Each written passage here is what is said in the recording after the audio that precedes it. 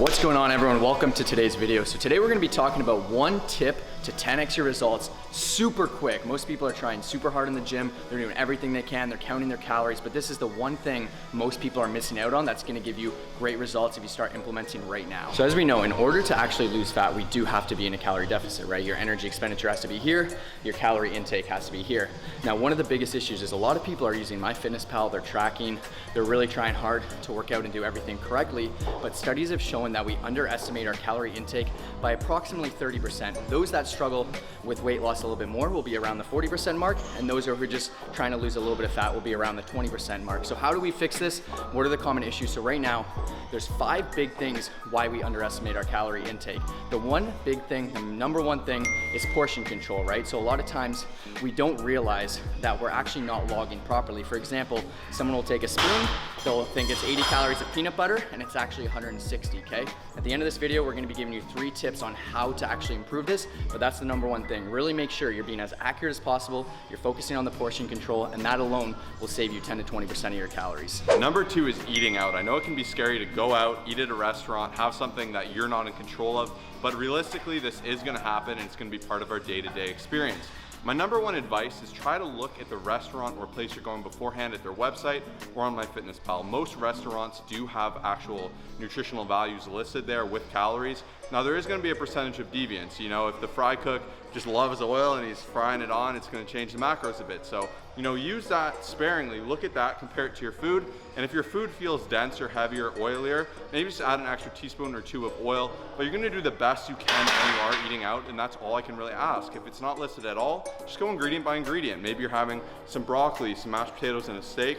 Log it from a similar place. Like for me, you know, if I'm having a steak at a fancier steakhouse, I'll just compare it to a keg steak that I've had before. So it's all about doing your best with the info you have available. And then number 3 reason we actually underestimate our calorie intake is because of eating distractions, okay? A lot of times we all have very busy lives, you know, kids, business life, family life, whatever it is. And a lot of times people just take things on the go, right? Something like almonds, as small as it is, could literally be 200 to 300 calories, and you may not be putting it in because you forget, because you're just snacking along the way and you're not actually logging it in MyFitnessPal as you go. So one of the, you know, things that you really want to focus on is actually pre-logging, okay? You want to do it beforehand. You don't want to just, you know, allow these eating distractions to take over and allow your calorie intake to go as high as it usually does.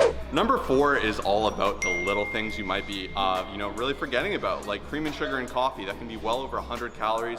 You have a few of those a day, and you could be in a surplus of 300 to 500 calories, way more than you thought. Same goes for mayonnaise as well as other sauces. These are things you won't think to log. Oil, all these little things you really need to put them in. And vegetables is another one. I know a lot of people say, don't count vegetables, they're low calories, don't count fruits.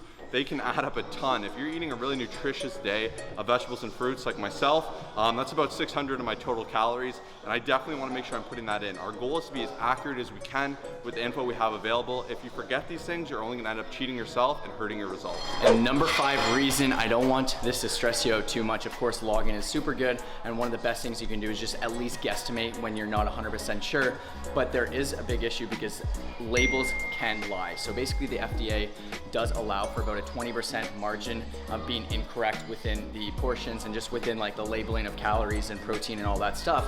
So it's very possible that a bag of chips that says 106 or 140 calories could be 170. Now, I don't want this to stress you out, but just know one of the best things you can do is always overlog, because there's always gonna be little things like this. It could be under, it could be over. So this could just be one extra thing contributing to your calories being way higher than we actually think it is. And just one quick reminder right now, if you are looking to sign up for online coaching, if you're looking for someone who can help you get in that calorie deficit, you know, use the right workouts and just overall progress and get the results that you deserve. If you're watching this video, hit that first link in the description to apply for our coaching program. We are only looking for 3 people who are looking to lose between 10 and 30 pounds in the next 90 days. Basically what we do is we help you with straightforward nutrition, our HyperVantage training protocol, as well as our Have It All coaching, which is accountability, midweek check-ins, weekly check-ins. If you're interested, apply now. We're looking forward to hearing back from you. So we've got all all this out of the way, we've got the 5 reasons why we may be underestimating our calorie intake. A lot of times we find that people think they're in a calorie deficit,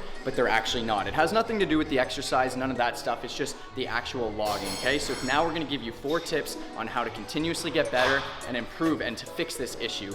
So number 1 is you really need to use a food scale. Now, I've been, logging and doing everything for over 7 years. I'm at the point where I'm not too good for a food scale, but I can eyeball a little bit better. And I think a lot of times people's issue is they just take a scoop, they toss it in, they don't use a food scale, they don't use measuring cups, and you're really doing yourself a disservice. So even if it's for the first little while, make sure you understand it, make sure you utilize it. I've had clients who thought they were having 1,300 calories, and when they ordered a food scale, they realized they were having 1,800, and there's no wonder they weren't able to lose weight. So this is the one big thing you can do right now as well. So one of my favorite tips is when I go out, just logging a little bit more. Instead of like logging the 1 burger, I'll go 1.2. The reason I'll do this is I'll play off how I feel. A lot of the times, like I said, there's actually more in it, more oil, more sauce, more whatever. So by overlogging a bit, I'm a little safer. And then if I'm super ravenous at the end of the night, really hungry, and it doesn't feel normal with my normal hunger signaling, I'll turn it back down to 1. But this way I'm being safer as opposed to just throwing my gains away. A lot of times people eat out, they'll nail their macros, weight goes up 3 pounds. And that's because of this discrepancy. So your best bet is generally to log it as a little bit more to play it safe when you eat out. To help improve logging accuracy and make sure you're in that calorie deficit, try to have as much control as you can. Now, I totally understand there's a lot of circumstances, I don't want you to be that person who's just sitting at home every single day saying no to all these meals, but when you can have control, that's gonna be the best, because if you're using whole foods and you're going to the supermarket and buying all these foods, it's gonna be a lot more accurate than going out, than having someone else cook something for you and adding all this oil and all this other stuff. So once again, just a friendly reminder, try to have as much control as you can. You're not gonna be perfect, but when you can make that choice, it's gonna help you become a little more accurate.